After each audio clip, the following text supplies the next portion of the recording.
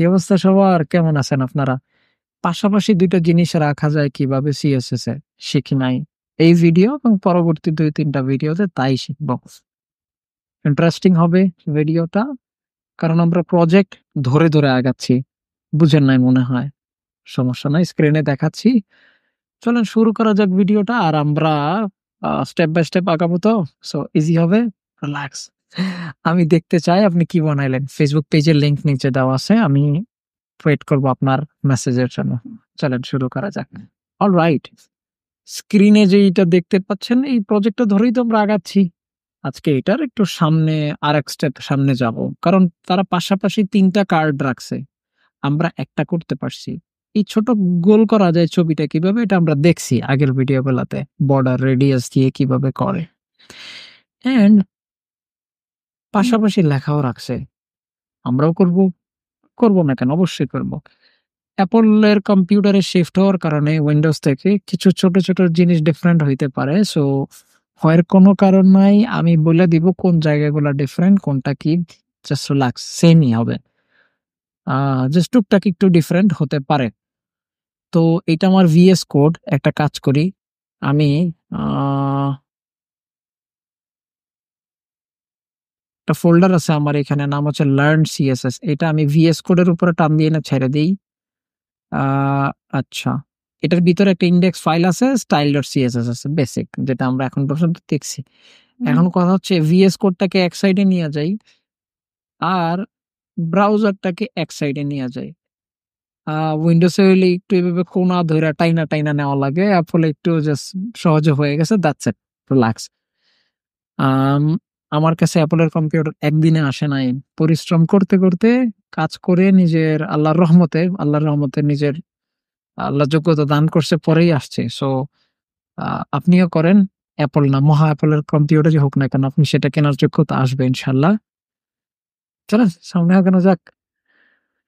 আচ্ছা, তো আমাদের প্রজেক্টে index.html, style.css basic bare bone, তেমন কিছু না। আমরা গো লাইভ এ ক্লিক করে দেই। তার আগে আমার এই ব্রাউজারে গিয়ে এই এটাকে আমি একটা কাজ করি। এটাকে ডিফল্ট ব্রাউজার করে দেই। তাইলে হবে কি? আ 1 সেকেন্ড।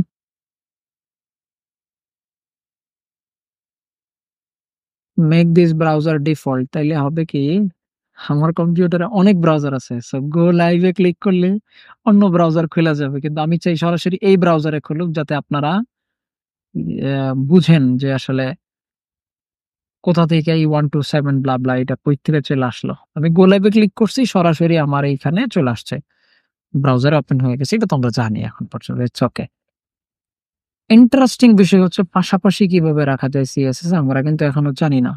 সেটার জন্য আমরা একটা div নেব। div এর ভিতরে আমি একটা কাজ করব। আম আমি একটা p ট্যাগ নেব। নেব হচ্ছে text1, তারপর নেব হচ্ছে text2,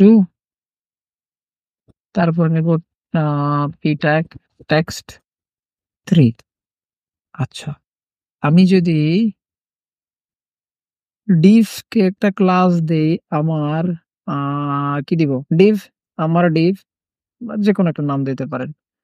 style.css এ গিয়ে যদি বলি আমার div, এবং এটাতে আমরা কিছু একটা স্টাইল দিব। আপাতত দিলাম না। তারপরে আমি একটা কাজ করতে পারি। আমি যেয়ে বলতে পারি আমার div, এই যে এই কে তুমি একটা স্টাইল দাও। ইন্টারেস্টিং বিষয়, আজকে ২ টা জিনিস শিখবো এই ভিডিওতে। যদি আমি একটা ট্যাগ নেই, সরি, p ট্যাগ, আ ট্যাগ আজমিন প্রধান। নো, আমার নাম না। আমার ভিউয়ার্স। আমার ভিউয়ার্স না, আমার পরিবার। আমার পরিবার। এবার আমি যদি বলি টেক্সট, আ সরি, কালার রেড, খেয়াল করে দেখেন সকল এর কালার রেড হয়ে যাবে। আচ্ছা, কিন্তু আমি যদি বলি যে একটা কাজ করো, আমার যে ডিভ আছে তার ভিতরে আছে, ওই কালার তুমি রেড দাও।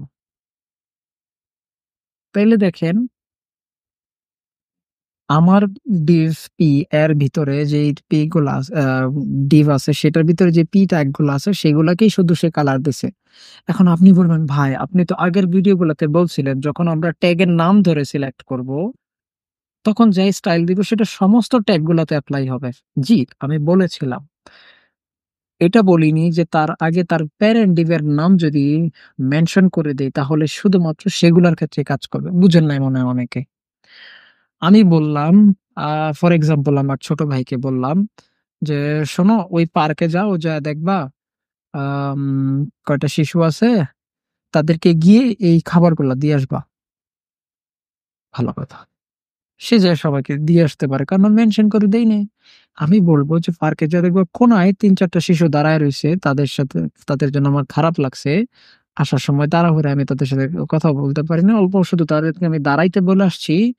সো তুমি যা দেখবা কোনায় ৩ টা বাচ্চা দাঁড়ায় রইছে, তাদের দেখতে এরকম লাগে তুমি তাদেরকে যেয়ে এই খাবারটুকু দিয়ে আসো। তাদেরকে যেয়ে দিবে। তো এরকম মেনশন করে দিলাম আরকি।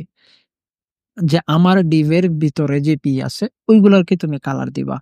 এটাকে উম বলতে পারেন আপনি নেস্টেড স্টাইলিং মানে নেস্টেড সিলেক্টিং। মানে আমি ধরে, ধরে সিলেক্ট করলাম। Okay fine. এত আহামরি কিছু না। বড় রিল্যাক্স। তো আমরা একটা কাজ করি। আমার ডিপ যে পি এটাকে তো কালার দিলাম। এখন এটাকে একটা ব্যাকগ্রাউন্ড দেই চলেন তো। ব্যাকগ্রাউন্ড কি দরকার আছে ভাই? আপাতত একটু দেন না। আমি একটা জিনিস দেখাইতে চাচ্ছি। আচ্ছা। এখন এগুলাকে একটা হাইট দেই। হাইট দিলাম হচ্ছে কত? ৩০০ পিক্সেল। ওরে মা গো! এটা তো অনেক বড় হয়ে যায়। ১০০ পিক্সেল আর উইডথ কত দিব? উইডথ দিব ১০০ পিক্সেল। ওকে ঠিক আছে, ফাইন, রিল্যাক্স। আমার কি হইল একটা বক্স হয়ে গেল এবং লেখার কালার হয়ে গেল, সাদা হয়ে গেল। এইবার আমাকে একটা কথা বলেন তো, এই বক্সটা পাশাপাশি আমি রাখতে চাই। যখন আমরা এইটা পাশাপাশি রাখতে পারবো, তার মানে প্রজেক্টটা পাশাপাশি রাখতে পারবো। ইন্টারেস্টিং। চলেন, চলেন সামনে যাওয়া যাক। আচ্ছা, আমার যে ডিভটা আছে, আমার ডিভ, এই যে আমার ডিভ অনেকটা জায়গা খাইয়ে নিচ্ছে এই ফাঁকা জায়গাটা না? ফাইল এক্সপ্লোরারে ক্লিক করি, চলে গেল, আমরা অনেকটা স্পেস পাইলাম। আচ্ছা, লেখার স্টাইল মনে হয় অনেক ছোট। আমি একটু বড় করে দেই। ১২ কে আমি ১৬ করে দেই। আশা করি এখন দেখা যাচ্ছে। এইবার আমি যদি এই টেক্সট 1 কে সরি, আমার ডিভ কে আমি যদি বলি, "শোনো তোমার ভিতরে যে জিনিসগুলা আছে এগুলাকে তুমি একটু কষ্ট করে পাশাপাশি রেখে দাও।" আগের কয়টা ভিডিওতে ডিসপ্লে ব্লক সম্পর্কে আমরা জানছিলাম। যে পাশাপাশি যদি থাকে তাকে থাপ্পড় মেরে টান দিয়ে ধরে একদম সিঙ্গেল লাইনে নিয়ে আসে। মানে আলাদা, আলাদা লাইনে নিয়ে আসে। কিন্তু এবার আলাদা, আলাদা লাইন থেকে আমরা বলতেছি না, "এই তোমরা আলাদা, আলাদা লাইনে কেন? জায়গা বেশি নাই। তোমরা পাশাপাশি বসো।" তো সে পাশাপাশি বসার জন্য আমার ডিভকে গিয়ে বলব ডিসপ্লে ফ্লেক্স। পাশাপাশি বসে গেছে। এখন বলবেন, "ভাই পাশাপাশি তো বসছে কিন্তু ৩ টা তো একেবারে এক হয়ে গেছে।" ৩ টা এক হয় নাই। ৩ ওটার কালার হচ্ছে ব্যাকগ্রাউন্ড হচ্ছে ব্লাক। যার কারণে মনে হচ্ছে ৩ টা এক হয়ে গেছে। এক হয় নাই।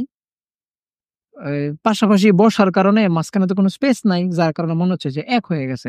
তাইলে আমরা একটা কাজ করি। p টেককে আমরা একটা বলি যে মার্জিন লেফট। মার্জিন লেফট বলি ১০ পিক্সেল। যে প্রত্যেকটা যেন মার্জিন থেকে ১০ পিক্সেল করে লেফট হয়ে যায়। এবার কি হলো যে একটা স্পেস পায়ে গেছে। তো স্পেস যেহেতু পায়ে গেছে, যার কারণে এখন আলাদা, আলাদা হইছে সেটা বুঝলাম। এখন মার্জিন লেফট না থাকলে তো বুঝতাম না। আচ্ছা, ঠিক আছে। তাহলে এই সিম্পল এই লাইনটার কারণে আমরা এই আলাদা, আলাদা পাশাপাশি বসায় ফেলতে পারবো? ওকে, অলরাইট। তাইলে আমরা একটা কাজ করি তো ভাই। আমরা আরো ৩-৪ টা নেই, p ট্যাগ নেই। Text 4, text 5, text 6। দেখি তো কি হয় এবার। আচ্ছা, আরো কয়টা নিয়ে নেই। টেক্সট 7, উম পি টেক্সট 8। আচ্ছা, আমি একটা কাজ করি। আমি না এভাবে কপি করে নিয়ে নেই আপাতত, কারণ লম্বা হয়ে যাচ্ছে ভিডিও। এখন খেয়াল করবেন ইন্টারেস্টিংলি যত বাড়তেছে তারা সাইজ ছোট হয়ে যাচ্ছে। কিন্তু আমি তো উইডথ দিছিলাম ১০০ পিক্সেল। দেখি তো আমি যদি আরো বাড়াই কি হবে?